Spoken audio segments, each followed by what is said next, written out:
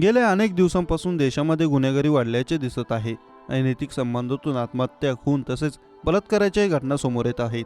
त्यातच आता आणखी एक धक्कादायक घटना समोर आली असून प्रेयसीच्या घरच्यांनी लग्नाला नकार दिल्याने या प्रियकर आणि प्रेयसीच्या प्रेमसंबंधाचा भयानक शेवट झाल्याने परिसरात मोठी खळबळ उडाली आहे.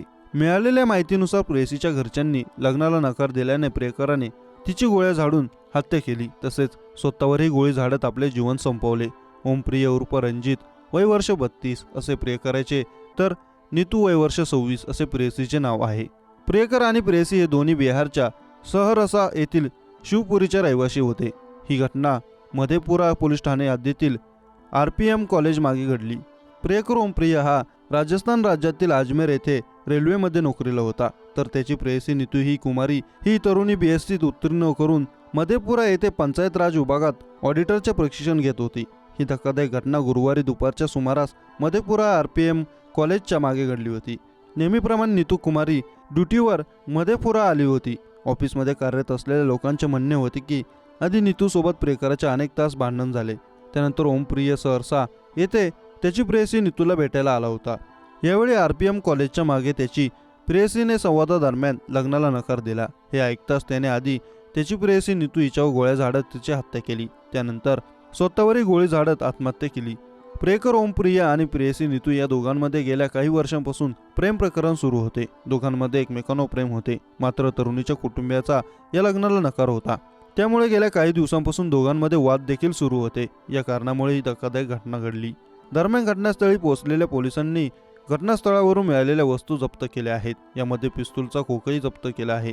तसेच घटनास्थळावरील प्रियकर आणि प्रेयसीचे वाहन ताब्यात घेतले आहे.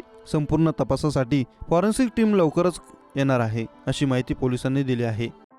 देवीचं जागरण सुरू असताना अचानक मंदिरातील स्टेज कोसळला. या घटनेत एका महिलेचा मृत्यू झाला असून 17 भाविक जखमी झाले आहेत. जखमींना तातडीने उपचारासाठी रुग्णालयात दाखल करण्यात आले. थरकाप उडवणारी ही घटना दिल्लीतील कालकाजी माता मंदिरात शनिवारी दिनांक 27 जानेवारी रोजी मध्यरात्रीच्या सुमारास घडली. अंगाचा थरकाप उडवणाऱ्या या घटनेचा व्हिडिओ समोर आला आहे. मृत महिलेचं वय वर्ष 45 असल्याचं सांगितलं जातंय. या घटनेमुळे परिसरातून मोठी हळहळ व्यक्त होत आहे.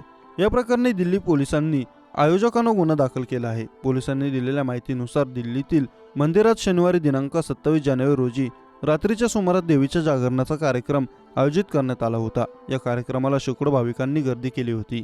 दरम्यान कार्यक्रम सुरू असताना अचानक मंदिरातील लाकडी स्टेज कोसळला. स्टेज कोसळत असल्याचं लक्षात येताच भाविकांनी मंदिरातून बाहेर पडण्यास सुरुवात केली. मात्र या घटनेत अनेक भाविक जखमी झाले.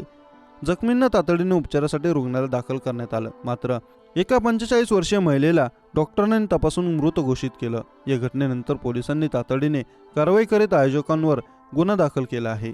देवीच्या जागरणासाठी गेलेल्या महिलेचा मृत्यू झाल्याने परिसरातून मोठी हळहळ व्यक्त होत आहे.